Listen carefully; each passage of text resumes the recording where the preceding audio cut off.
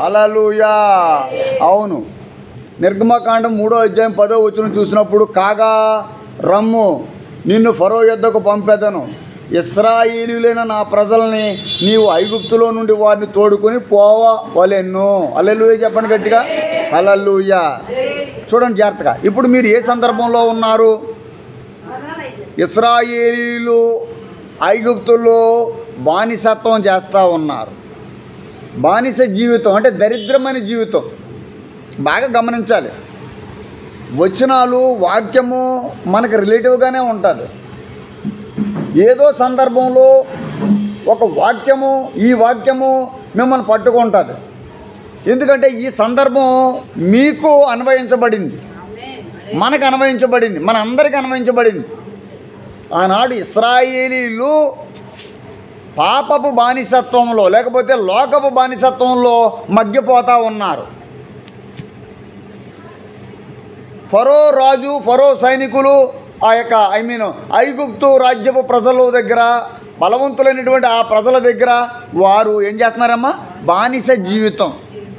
వారి అంట్లు కడగడం, వారి గిట్టుకలు తయారు చేయడం, వారి గడ్డి కొయ్యడం, వారి పశువులను మేపడం, ఇలాంటి పనులన్నీ వారు చేయవలసిన పరిస్థితి ఉన్నట్టుగా దేవుని యొక్క లేఖనం ప్రత్యక్షంగా చెబుతూ వచ్చింది. దీన్ని ఏమంటారంటే దరిద్రత. అందరూ చెప్పండి, దరిద్రత. ఇప్పుడు వాక్యం మనం మొదటగా దేంతో ప్రారంభించుకున్నాము? దరిద్రత. ఏం దరిద్రత? దుష్టుని చేతిలో నుండి దరిద్రుల యొక్క ప్రాణాన్ని విడిపించగలడు మన దేవుడు. యెహోవాను కీర్తించుడి, యెహోవాను స్తుతించుడి. ఇప్పుడు మీరు కీర్తిస్తే, మీరు స్తుతిస్తే మీకేం కలుగుతుందంటే విడుదల కలుగుతుంది. మరి ఇశ్రాయేలీయులు అందరూ కలిపి దేవుణ్ణి ప్రార్థించారు కాబట్టే కదా వారి కొరకు దేవుడు మోషేని ఏర్పాటు చేశాడు.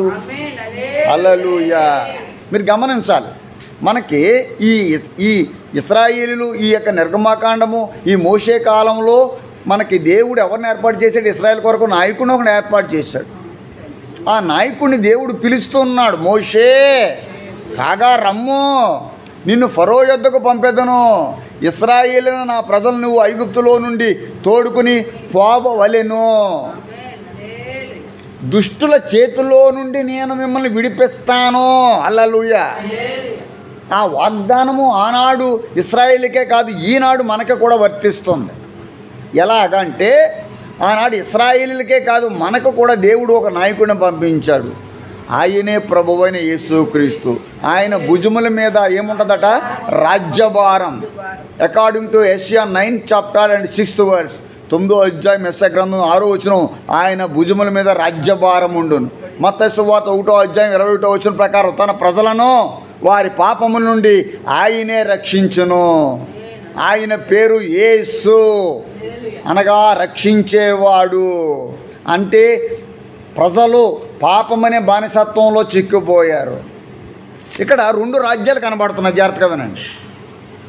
మోషే కాలంలో ఐగుప్తు రాజ్యములో దాసత్వానికి, బానిసత్వానికి మరి బలైపోయి, లొంగిపోయి వారి చేతుల్లోకి వెళ్ళిపోయినటువంటి ఇశ్రాయేలీయులు. ఈ రాజ్యం వచ్చేటప్పటికి ఇది లోకరాజ్యం అన్నిటికీ సంబంధించింది. మోషేది కేవలం ఆ ఇశ్రాయేలు రాజ్యానికి సంబంధించింది. 2 రాజ్యాలు, అది ఐగుప్తు రాజ్యము. ఇప్పుడు అన్ని రాజ్యాలు యేసుక్రీస్తు మీద రాజ్యభారం ఉంచబడును. ఒక రాజ్యం కాదు, రాజ్యాలన్నిటి భారం ఆయనే. ఆయన తన ప్రజల యొక్క పాపము నుండి ఆయన విడిపిస్తాడు. ఆయన నమ్ముకున్న వారి ప్రజల యొక్క పాపము నుంచి విడిపించే నాయకుడిని దేవుడు ఏర్పాటు చేసుకున్నాడు. ఇదిగో కన్యక గర్భవతి అయి కుమారుని కనును, అతనికి ఇమ్మానుయేల్ అని పేరు పెట్టబడును. హల్లెలూయా గట్టిగా చెప్పండి. అక్కడ మోషేని ఏర్పాటు చేసుకున్నాడు. ఇక్కడ ఎవరిని ఏర్పాటు చేసుకున్నాడు? తల్లి యేసు ప్రభుని ఏర్పాటు చేసుకున్నాడు. అక్కడ ఐగుప్తు బానిసత్వము, ఇక్కడ పాపపు బానిసత్వం. చప్పట్లు కొట్టు. అక్కడ ఐగుప్తు బానిసత్వము, అక్కడ విడుదల లేదు. ప్రజలు లొంగిపోయారు, బంధించబడ్డారు. అక్కడ సమాజపరమైనటువంటి బానిసత్వం అది. ఇశ్రాయేలు కాలంలో ఐగుప్తులో ఉన్నటువంటి ఇశ్రాయేలు అందరూ దేవుని బిడ్డల వాళ్ళు, దేవుడి చేత ఏర్పాటు చేయబడిన జనాంగం. ఎవరు వీళ్ళు? ఇశ్రాయేలీలు. ఇశ్రాయేల్ అంటే ఎవరు? అబ్రహాము, ఇస్సాకు, యాకోబు. యాకోబు తర్వాత యోసేపు. యోసేపు తర్వాత ఐగుప్తులో సెటిల్ అయిపోయారు కదా వీళ్ళందరూ సెటిల్ అయిపోయి ఎక్కువ మంది అయిపోయారు. లక్షల మంది అయిపోయారు.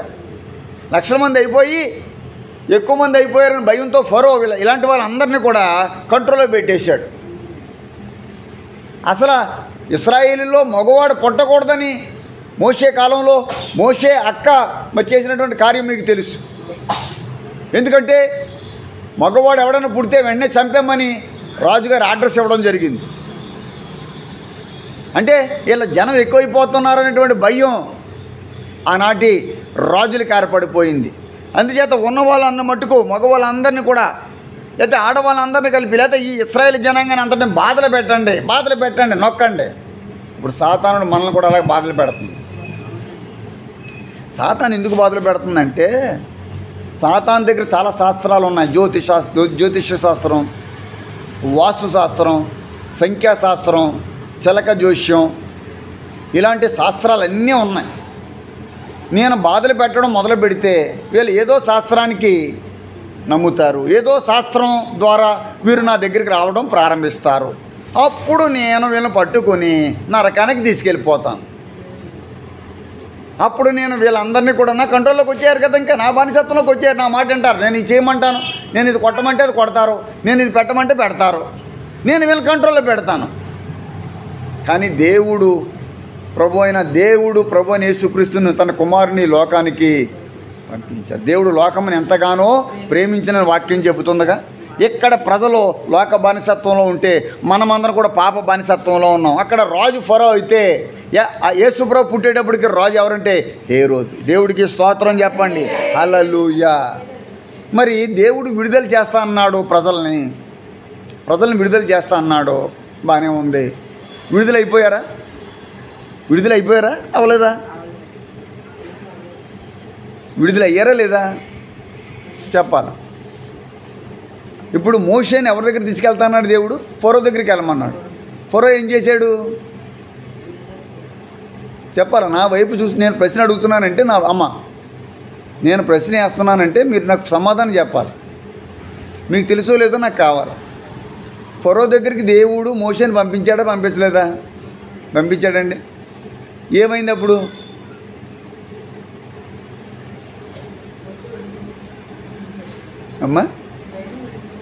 మోషే విడిపించాడంటారు. ఫరో పంపలేదుగా. ఎన్నిసార్లు పంపలేదు? 10 సార్లు. 10 సార్లు మోసం చేశాడు. పంపుతానన్నాడు, పంపలేదు. మొదట పంపుతాన్నాడు. అతని యొక్క ఫరో యొక్క హృదయం కఠినమైపోయింది. ఎన్ని తెగుళ్ళు దేవుడు తీసుకొచ్చాడు అతని యొక్క కఠినత్వాన్ని బట్టి? 10 తెగుళ్ళు. జాగ్రత్తగా వినండి, నేర్చుకోండి వాక్యాన్ని. ఇప్పుడు ఇశ్రాయేలీలు ఐగుప్తు నుండి బయట విడుదల అవ్వడానికి ఆ ప్రజల మీదకి దేవుడు ఏం తీసుకొచ్చాడు తెలుసా? 10 తెగుళ్ళు. ఏం తెగుళ్ళు అవి?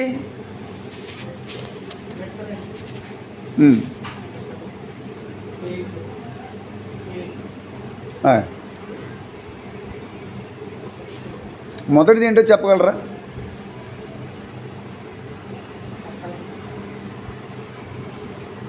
సమాధానం చెప్పాలా మరి, వాక్యం తెలుసుకోకపోతే ఎలాగా? నీళ్ళు రక్తంగా మారిపోయి. మొదటిది ఏంటి? జాగ్రత్తగా వినండి, చాలా ఇంట్రెస్టింగ్ సబ్జెక్ట్ ఇది. ఎన్ని తెగుళ్ళు? 10 తెగుళ్ళు. మొదటిది నీళ్లు రక్తంగా మారిపోవడం. దేవుడికి స్తోత్రం గట్టిగా చెప్పండి, హల్లెలూయా, హల్లెలూయా. రెండోది కప్పలు, ఫ్రాగ్స్. మూడవదిగా పేలు. నాలుగవదిగా ఈగలు. ఏటమ్మా? ఈగలు. తర్వాత పశువుల మీదకి బాధాకరమైనటువంటి తెగుళ్ళు. తర్వాత పొక్కులు దద్దుర్లు రావటం. తర్వాత పొలాలపై వడగండ్లు పడటం. తర్వాత మిడతలు రావడం. 9వదిగా చీకటి. ఒక్క గోషేన్లో తప్ప ఐగుప్తు అంతా కూడా చీకటి కమ్మేసింది. నా వైపు చూడండి. తర్వాత లాస్ట్ 10వది ఐగుప్తుల యొక్క ప్రతి తొలిచూలి పిల్లలు చనిపోయారు. మొత్తం 10. ఇశ్రాయేలీల్ని ఐగుప్తులో నుంచి బయటికి తీసుకురావడానికి దేవుడు ఐగుప్తీ ప్రజల మీదకి 10 తెగుళ్ళు పంపాడు. 10 అనగానే మీరు గుర్తుపెట్టుకోవాలి, 10 ఆజ్ఞలు ఇచ్చాడు దేవుడు మోషేకి. ఇప్పుడు ఇవ్వలేదు, ఇదంతా అయిపోయిన తర్వాత 10 తెగుళ్ళు. ఈ మోషే కాలంలో ఇశ్రాయేలీల్ని విడుదల చేయడానికి తెగుళ్ళు తీసుకొచ్చాడు. ఏం తీసుకొచ్చాడు? ఎవరి మీదకి? ఎవరి మీదకి? ఎవరి మీదకి తీసుకొచ్చాడు తెగుళ్ళు? అమ్మా, ఐగుప్తు ప్రజల మీదకి. ఎవరి మీదకి అంటే ఎవరు వాళ్ళు? శత్రువులు. ఎవరికి? ఇశ్రాయేలీలకి. నోరు తెరిచి సమాధానం చెప్పాలా, బుద్ధి పనిచేయాలి, మైండ్ పనిచేయాలి. ఎక్కడికి వచ్చేటప్పటికి మైండ్ ఆబ్సెంట్గా ఉండకూడదు. మీ బాడీ ఎక్కడని మైండ్ ఎక్కడో పెట్టకూడదు. మైండ్ అంతా ఇక్కడ ఉండాలి, కాన్సన్ట్రేట్గా ఉండాలి. మీరు వాక్యం గతంలో చాలాసార్లు విన్నవాళ్ళే కదా, మరి ఇవేమి తెలియకుండా పరలోక రాజ్యం వెళ్ళిపోతుంది అనుకున్న రెడీ అయిపోయారా? మూట కట్టేసుకున్నారా? నేను ఇలాగైతే పరలోకం వెళ్ళరు, నరకానికి వెళ్తారు. వాక్యం తెలియకపోతే అలాగా? మనం బ్రతికించేది ఏమిటి? వాక్యం. ఇది తెలుసు. మరి వాక్యం తెలుసుకుంటే మరి వాక్యంలో స్టోరీ తెలియాలిగా, మీకు సబ్జెక్ట్ తెలియాలిగా. ఎన్ని తెగుళ్ళు? 10 తెగుళ్ళు వచ్చాయి. నేను 2 రాజ్యాలు చెప్పాను. యేసుక్రీస్తు కాలంలో ఉన్నటువంటి రాజ్యాలు, మోషే కాలంలో ఉన్నటువంటి ఐగుప్తు రాజ్యం. ఐగుప్తు రాజ్యం మీదకి 10 తెగుళ్ళు తీసుకొచ్చాడు. ఎవరిని విడుదల చేయడానికి? ఇశ్రాయేలీలు. అంటే ఎవరు? దేవుడి ప్రజలు. ఎవరి మీదకి తెగుళ్ళు వచ్చాయి? మైండ్ పని చేయాలండి. ఇశ్రాయేల్ మీదకి ఎందుకు వచ్చాయి? ఇశ్రాయేలీలు అక్కడ ఉంటున్నా కూడా ఆ తెగుళ్ళు ఏవి కూడా ఇశ్రాయేల్ మీదకి రాలేదు.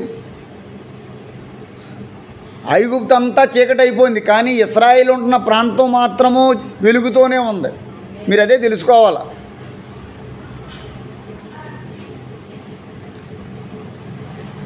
ఐగుప్తీయులకు బుద్ధి వచ్చేటట్టుగా, అంటే శత్రువులకు బుద్ధి వచ్చేటట్టుగా దేవుడు తెగుళ్ళను పంపించాడు. ఇప్పుడు తెగులు అనేది మనం ఏం చేసుకోవడానికి దేవుడికి రప్పించవచ్చు? మనం బుద్ధి తెచ్చుకోవడానికి. ఇప్పుడు నీలో తెగులు ఉందనుకో, నీలో బలహీనత ఉందనుకో, నీలో అనారోగ్యం వచ్చిందనుకో, దానికి గల కారణం నువ్వు మారాలని దేవుడు కోరుకుంటున్నాడు. ఇప్పుడు ఫరో దేవుడు మాట విని, మోషే మాట విని ఇశ్రాయేల్ వెంటనే పంపించేసి ఉండుంటే ఈ తెగులు వచ్చాయా? ఇప్పుడు నీ ఇంట్లో తెగులు ఉందంటే కారణం దేవుడి మాట మీరు వినకపోవట్లేదు. నీ ఇంట్లో దేవుడికి చోట్లేదు. వాక్యం చెప్పాలంటే చాలా చాలా విపులంగా మనం మాట్లాడుకోవచ్చు. మీరు వినే ఓపిక కావాలి మీకు. దేవుడికి స్తోత్రం చెప్పండి. వాళ్ళ సైన్యముల